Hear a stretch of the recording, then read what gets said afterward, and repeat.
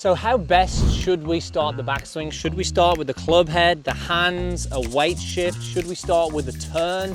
Well, in today's video, we're going to share with you what we feel is the best way for the majority of golfers. Yeah, and this has come from your comments, so don't forget this channel is all about you. So if you have any questions about your game, please comment down below. But what we are going to do, we're going to use one of our clients, Bob, who's a member here at the Grand, and show you what is probably the most common thing that we see where people are getting it wrong, unfortunately. But don't worry, Bob got himself sorted, he was hitting it great afterwards. But Bob was taking some huge divots, he was swinging over the top, he was struggling with consistency, he was leaving the ball weak right. So when we look at his golf swing, we can see that when Bob moves the club back, he's predominantly doing it with his hands and then his arms, and then the body kind of has a go getting involved. He gets his hands and arms very narrow at the top of the backswing, and then from there, then it's like crashing down into the ground, and we're taking those huge divots. The longer the club gets, the more over the top he's going to be, and the more problem he's got with a fade and the slice with those clubs.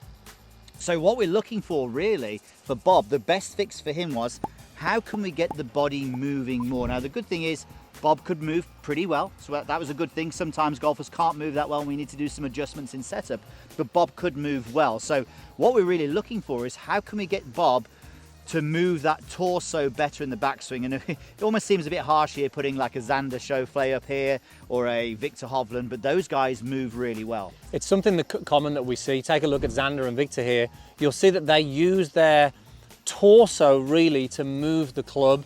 So they're leading the swing with the body. They're not leading with the arms.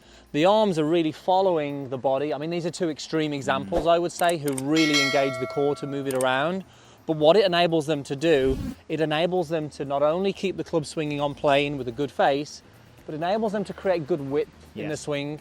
And this width is really important for consistency. We saw Bob and he was getting very narrow on the top here, and this is not an uncommon thing. We see this a lot of golfers.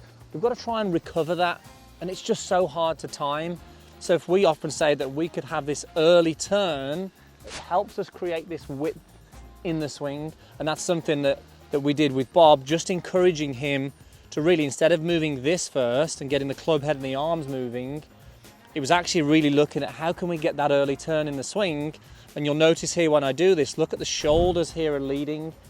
Now it doesn't mean my hands and arms aren't active, look.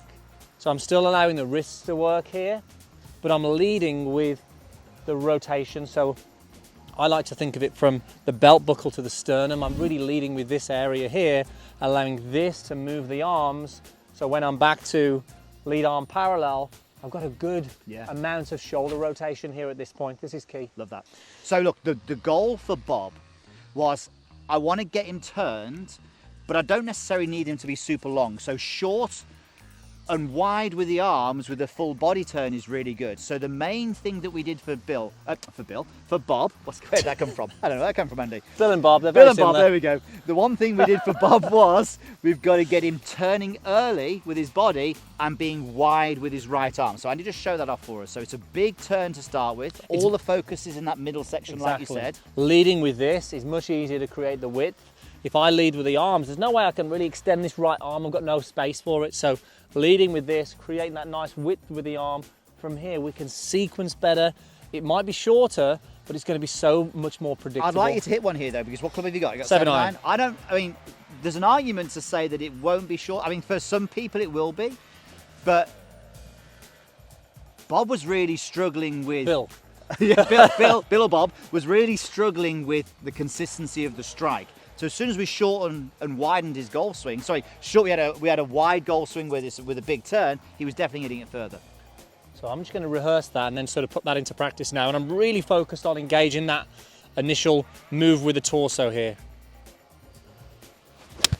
And I look at that and I don't think that's going to go too much less distance. No, oh, definitely not. No, it's way more predictable. It will feel short to you if you are long, but it's a great way to get some consistency. So anyway, another drill. There's something that you like, isn't it? Again, Victor spoke about with the flashlight. Yeah. So when we were in Bahamas with Victor and we were sort of chatting to him doing a video, and he was talking about a great thing for amateurs to think about was if they had a flashlight on their belt buckle, to get that flashlight pointing this way as early as possible. And if you look at him, he certainly does that. He's good at that, yes. So this flashlight here, imagine that in the swing, and you're going to get that to turn to face this as early as possible. If I just use my hands and the arms here, that flashlight is still facing this way, and this is something that we see. So bringing that into play here, I'll hit a shot now and just feel that belt buckle there, flashlight to the right. You can see now it really opens the body up and helps me stay wide on this one. Let's give it a shot there again. Great tip this is for a lot of amateur golfers there to get that lower body and torso moving. Pure, I like that one. Oh, hello. A little bit of a draw. No. Still looking for his first hole in one. Okay, so another drill which we really like is what we call the 9-to-9 drill. So if I take my setup here, right hand off the club, just place it across the left elbow here. I've got now a number 9. All I'm going to do is from here, I'm going to turn to the right and get the club head to 9 o'clock. So I'm going to turn this 9 to the right here. I'm keeping the structure of everything. I'm just moving to the right here. This is going to keep the torso and the hips doing the work. I'm leading with the body and the shoulders here. It's very hard to lead with the arms because this is going to break down, but I'm just keeping this nice and solid and fixed and turning to the right. You can see now, put the hands on the club. I can then complete the turn and stay wide at the top. So much easier from there. I love that drill because you can't really fake it. Love it. Let's see it then. So 9-to-9. Okay, and this is something that you do, Pierce. You have this little rehearsal before you hit the shot, which is very body-led. Hips, knees, torso, all moving together. Flashlight for me is a big move. That feeling of flashlight's very good.